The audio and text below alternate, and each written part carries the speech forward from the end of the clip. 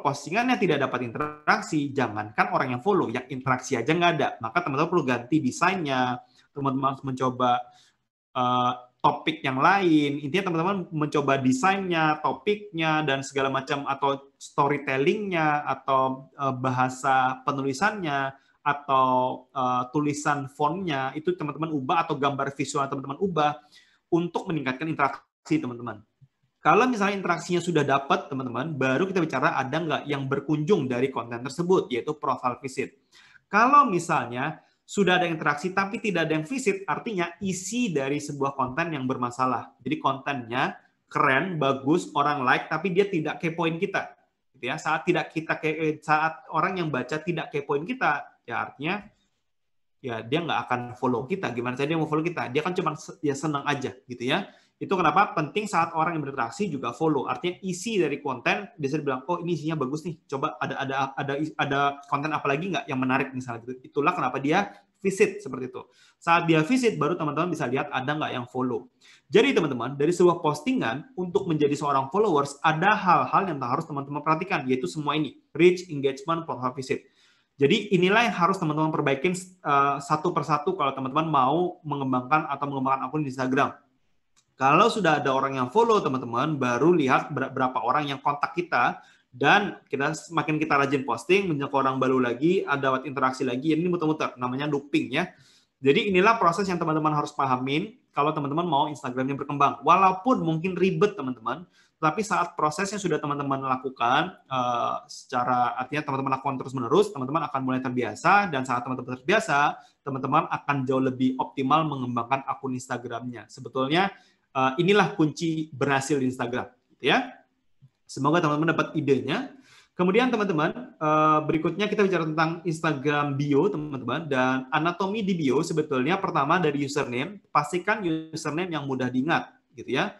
Jadi ke Instagram saya itu yang by Nico Julius, daripada teman-teman pakai username misalnya Nico Julius 131237, susah nggak diingat? Susah kan gitu. Jadi teman-teman pakainya Nick by Nico Julius gitu aja, kan lebih mudah diingat gitu ya. Jadi username pastikan yang mudah diingat. Kemudian gunakan profile picture yang jelas teman-teman, dan gunakan sebisa mungkin story setiap hari. Boleh itu promosi, boleh apapun, yang penting pakai story tiap hari.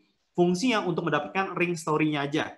Karena kalau kita lihat sebuah akun, saat kita kepoin sebuah akun dan tidak ada story-nya, secara psikologis kita merasa bahwa akun ini kayaknya jangan-jangan nggak aktif gitu ya.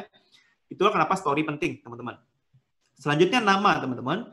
Gunakan identitas yang jelas di nama dan tambahkan kata kunci. Jadi kalau teman-teman pernah melihat atau belajar tentang memasukkan kata kunci di Instagram, jawabannya bisa apa enggak? Jawabannya bisa, tapi masukannya di nama, bukan di username, teman-teman. Jadi username pastikan brand, dan nama teman-teman boleh masukkan kata kunci. Biasanya satu kata kunci saja. Jadi kalau teman-teman search di Instagram adalah Instagram expert, mungkin saya akan muncul. Walaupun belum tentu cuma saya muncul. Mungkin banyak Instagram expert lain juga kan. Mungkin yang di luar negeri dan lain-lain. Oke, tapi terlepas dari itu, teman-teman bisa masukkan misalnya batagor terenak di Bandung, bisa gitu ya. Ya, seperti itu contohnya. Kemudian bio, teman-teman, tuliskan dengan jelas di bio apa manfaat dari akun ini. Dan teman-teman bisa juga mention akun jualan teman-teman di bio. Intinya adalah teman-teman jangan menuliskan sesuatu yang sifatnya mendistract orang atau mengganggu informasi utamanya. Kalau di katalog, contoh yang saya sering temukan adalah di bio-nya tulisan adalah, sorry akun lama kehack. Orang yang baru masuk, teman-teman, dia tidak tahu bahwa akun katalog Anda punya akun yang lain, atau akun sebelumnya, dia akan merasa dia yang pertama pengen beli sesuatu, mendadak berubah, teman-teman. Intensinya jadi kepo dengan, ini kok akunnya justru kehack, kok jadi seru gitu ya. Jadi orang yang pertama pengen beli justru penasaran dengan kok kehack gitu ya, dan dia nggak jadi beli gitu ya. Nah itulah contoh, teman-teman harus menuliskan apa manfaat dari yang jelas di akun teman-teman. Jangan membuat sesuatu yang sifatnya nggak penting di bio. Jadi itu maksud saya di bio yang penting gitu ya. Kemudian yang terakhir adalah highlight, teman-teman. Highlight sendiri buat ya saya bebas ya teman-teman mau buat gimana pun. Yang intinya adalah teman-teman gunakan buat men-showcase boleh pencapaian, testimonial, portofolio, ataupun promosi yang teman-teman sedang jalankan di highlight. Jadi intinya highlight tetap gunakan agar dia lebih captive atau lebih menarik aja bio-nya. Jadi kurang lebih inilah bio anatomi yang bisa saya sharingkan. Dan kurang lebih teman-teman itu yang bisa kita pelajari pada sesi kali ini. Semoga bermanfaat dan mungkin kita bisa masuk ke sesi tanya jawab ya. Oke, luar biasa. Tepuk tangan buat Niko.